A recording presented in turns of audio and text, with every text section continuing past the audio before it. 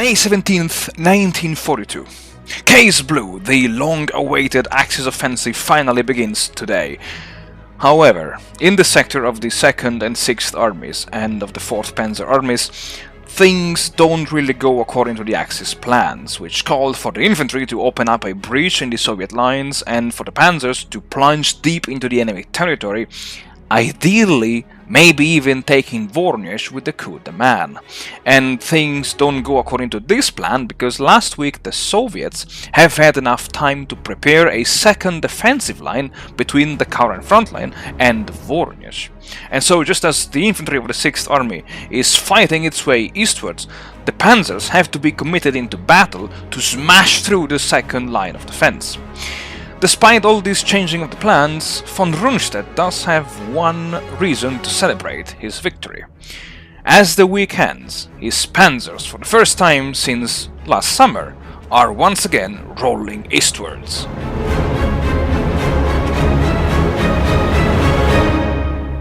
Howdy folks, welcome back to the channel and welcome to a new weekly episode of War in the East 2. Now, from now on, with the beginning of Case Blue, instead of doing like I did for 1941, so already for last year, I want to use a hybrid approach, like always tell you in 2 or say 5-6 minutes a bit of the general events going on, and then just speed up the video for the actual tactical and operational movement of the units on the map. So because there are, let's say, several news that I have to share with you folks before going into the actual offensive.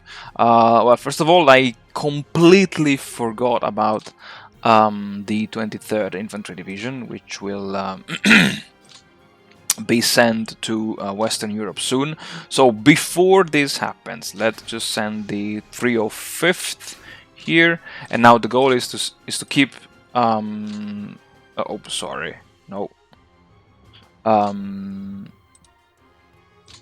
Malo Yaroslavets with the 2 security, or I would say static infantry divisions.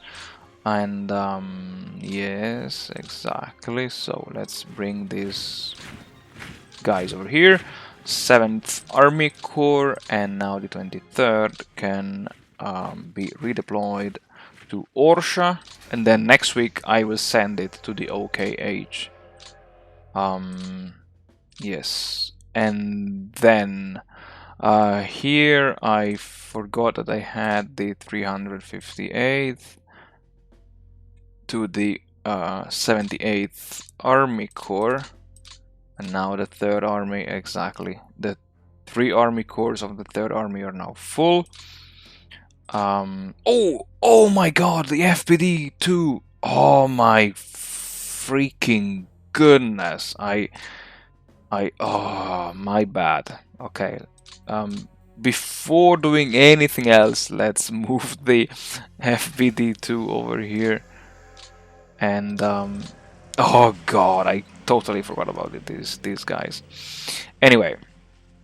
So the plan is that is to reinforce maybe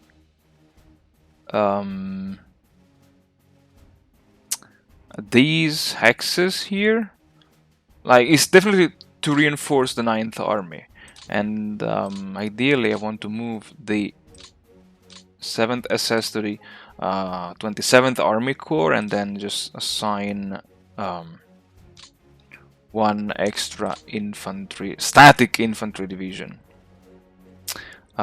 Because yes, so also I forgot about this, about doing this.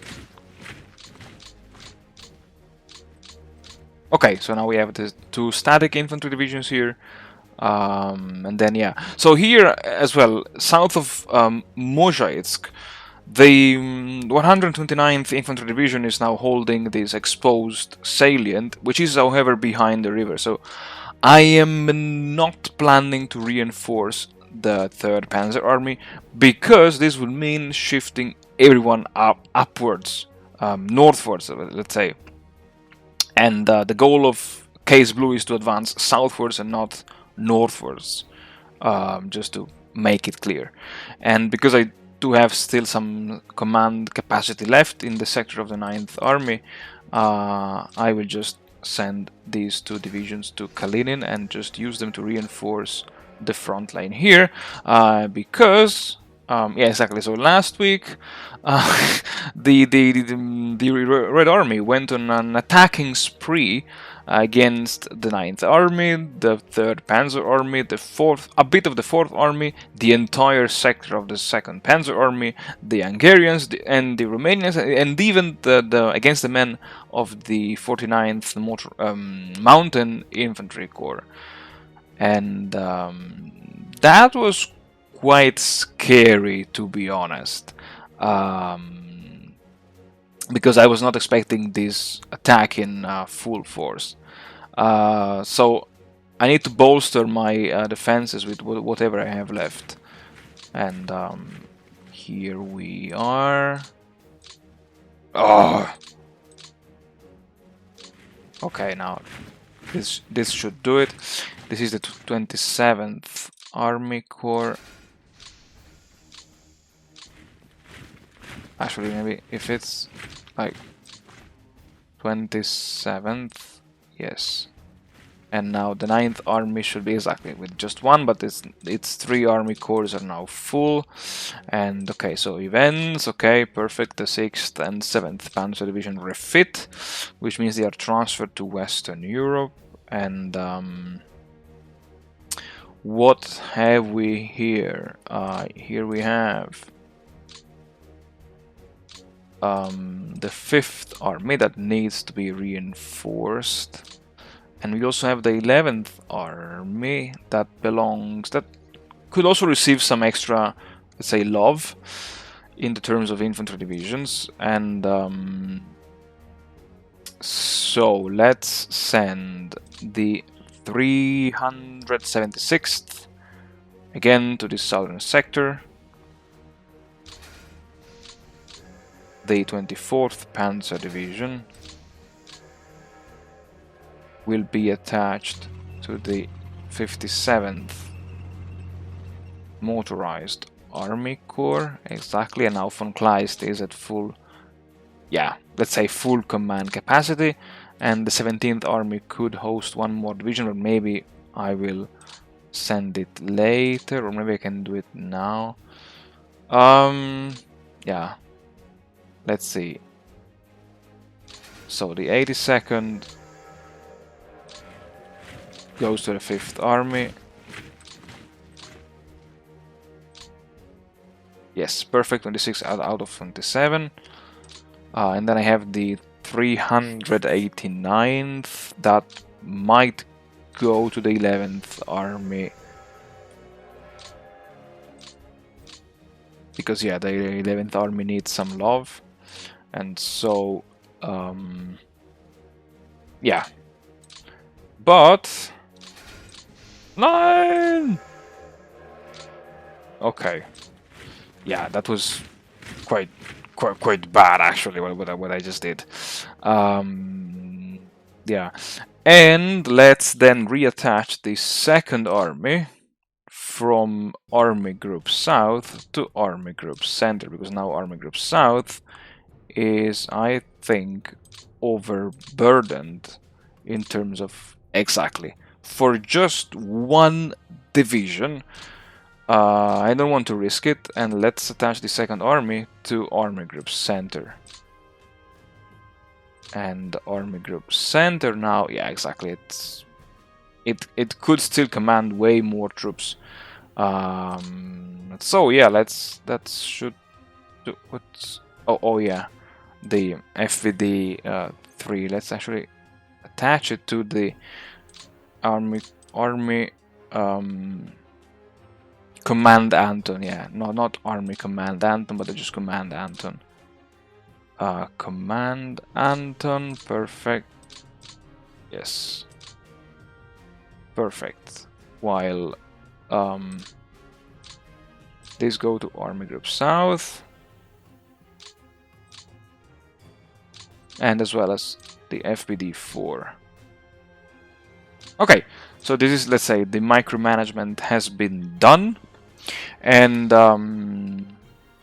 yeah, so I've shown you the attacks against my troops. The other bad news is that, as you can see, it has resumed raining. I was not expecting this, and again, this is like kind of screwing up my plans, because this week I wanted to ideally reach the Don, maybe even surround Voronezh. I don't know.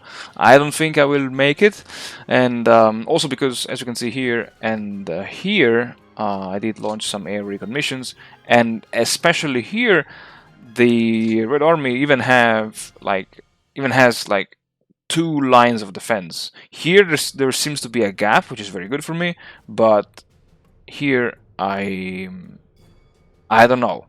I don't know the strength of these units. I don't know how hard they will fight against me. So it will be interesting.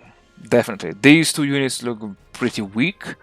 So it could be that these units just took part in the battle against the men of the 49th Mountain Corps.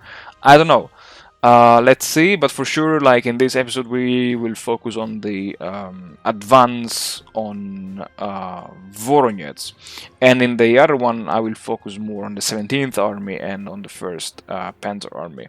Having said that, folks, well, I wish you all the best. Thank you very much for watching, and enjoy the rest of the video. Alright, folks, so I didn't want to end, let's say, this episode without saying anything about what's going on in the sector of the 2nd Army and of the 6th Army. So, as you can see right now, in one sector of the front, the strength of the infantry of the 2nd Army was sufficient to, first of all, dislodge the Soviet defenders from their fortified positions. Whenever, let's say, you attack the Soviet AI from level 3 fortifications, make sure you have pioneers in your infantry divisions, as I had, and I think I did not show it, but pioneers, and I also had one assault gun battalion per army corps. I concentrated my offensive power in 3 or 2 divisions per hex, and most of the attacks were successful. The idea was to use the infantry of the 2nd Army to open up a gap for the infantry of the 6th Army to then smash through the 2nd line of defense, and then, of course, as I mentioned in the opening of the video, the 4th Panzer Army had to fight through I call it the 2nd line of defense, because this is what I saw when I launched the air recon missions. Not all of the attacks were successful, especially at the beginning. Somehow the attack of the 2nd Army and of the 2nd Panzer Army, well, of the infantry of the 2nd Panzer Army, was not successful at all, but somehow when I attacked with just one infantry division of the 6th Army, the defenders were routed.